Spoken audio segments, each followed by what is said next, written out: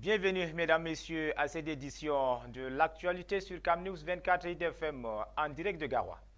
À la une de cette édition, les chefs traditionnels du Cameroun étaient en conclave à Yaoundé à l'occasion de la réunion du bureau exécutif élargi au Conseil national. Au menu des travaux, la mise en place d'un nouveau bureau permanent du dit Conseil et surtout la déclaration des chefs traditionnels du Cameroun sur l'actualité politique brûlante. C'est tout pour les titres. Bienvenue, mesdames, messieurs, une fois de plus à ce journal. Après plus de 4 ans en raison du Covid-19 et du décès de leur président national, les chefs traditionnels du Cameroun étaient en conclave à Yaoundé le 27 janvier 2025. Au menu des échanges, la mise en place d'un nouveau bureau permanent du Conseil et surtout la déclaration des chefs traditionnels du Cameroun sur l'actualité politique brûlante. Dites-vous, Ghislain Kougan. Une réunion du bureau exécutif élargi au Conseil national des chefs traditionnels du Cameroun s'est tenue au Palais des Congrès de Yaoundé le 27 janvier 2025. Dans un climat électrique eu égard à l'élection présidentielle d'octobre prochain et aux déclarations précédentes de certains corps d'élite dont les voix comptent et portent sur la scène sociopolitique, il était question pour les gardiens de la tradition de statuer sur 2 points, à savoir la mise en place d'un nouveau bureau permanent du Conseil des chefs traditionnels à la suite du décès de son président de l'Amido Ali Mayatou de regrettée mémoire et surtout la déclaration des chefs traditionnels du Cameroun sur le sujet éminemment crucial relatif à la candidature du président Paul Biya à la présidentielle de 2025. Mais avant de se jeter à l'eau, les majestés ont convié l'opinion à revisiter le discours du chef de l'État à la nation prononcé le 31 décembre 2024. Discours du président Paul Biya, qualifié de boussole, réorientant la marche du Cameroun vers l'émergence visée. Il a tracé une feuille de route claire pour l'année 2025. Le président de la République n'a occulté aucun sujet sensible touchant à la vie de la nation et des Camerounais. À travers ce discours vérité, les chefs traditionnels du Cameroun ont compris que le président de la République entend corriger certains dysfonctionnements qui freinent le développement de notre cher et beau pays, le Cameroun, et portent préjudice au bien-être de nos populations. Mais plus encore, les chefs traditionnels du Cameroun ont été spécifiquement marqués par la détermination du président de la République à poursuivre son œuvre de progrès social en faveur de ses compatriotes. L'attention des chefs traditionnels du Cameroun a été particulièrement appelée par les propos ci-après du président de la République. Je cite: « Je puis vous rassurer, je puis vous assurer que ma détermination à vous servir demeure intacte et se renforce au quotidien face à l'ampleur des défis auxquels nous sommes confrontés. » Le Conseil, avant toute chose, a tenu à remercier le chef de l'État pour avoir donné à la chefferie traditionnelle au Cameroun la place qu'elle mérite en l'impliquant dans les conseils régionaux et en lui accordant des postes stratégiques tels que celui de vice-président du Sénat, toute chose qui consolide leur rôle en tant qu'auxiliaire de l'administration. C'est donc au regard de tout ce qui précède que les chefs traditionnels du Cameroun ont exprimé, dans une déclaration officielle, leur soutien total et inébranlable à la candidature de Paul Biya à l'élection présidentielle d'octobre 2025. Le Conseil des chefs traditionnels du Cameroun a décidé, après une évaluation minutieuse de la situation politique du Cameroun, d'accorder son soutien total et inébranlable à la candidature de son Excellence Paul Biya à la prochaine élection présidentielle.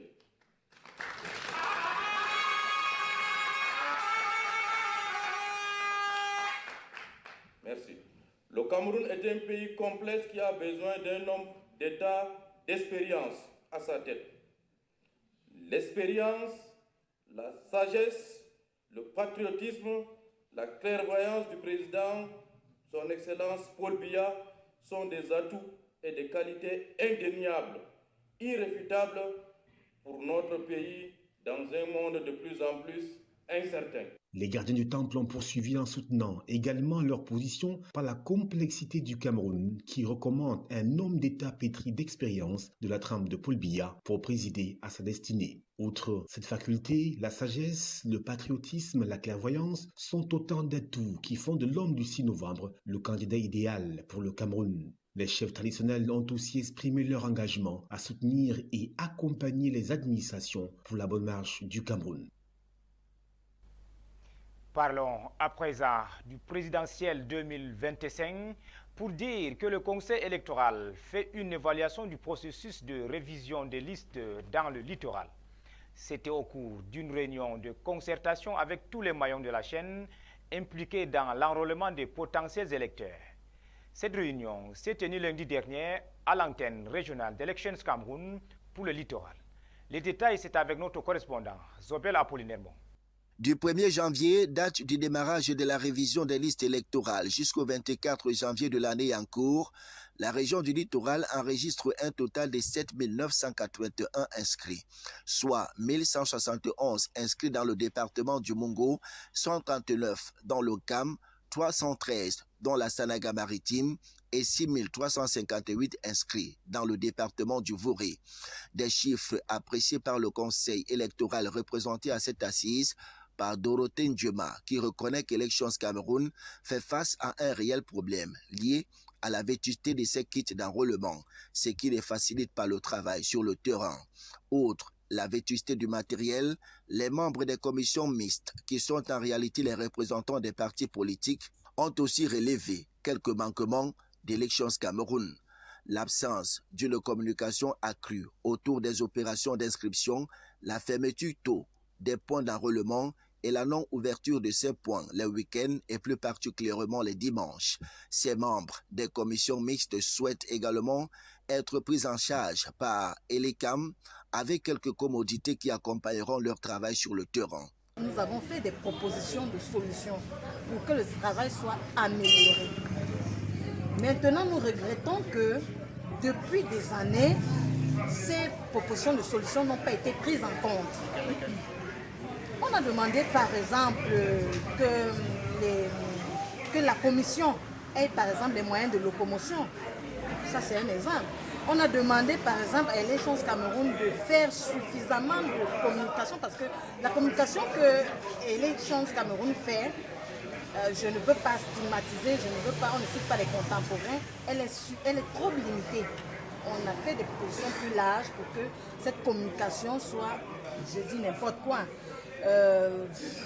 qu'elle soit étalée sur plusieurs médias par exemple.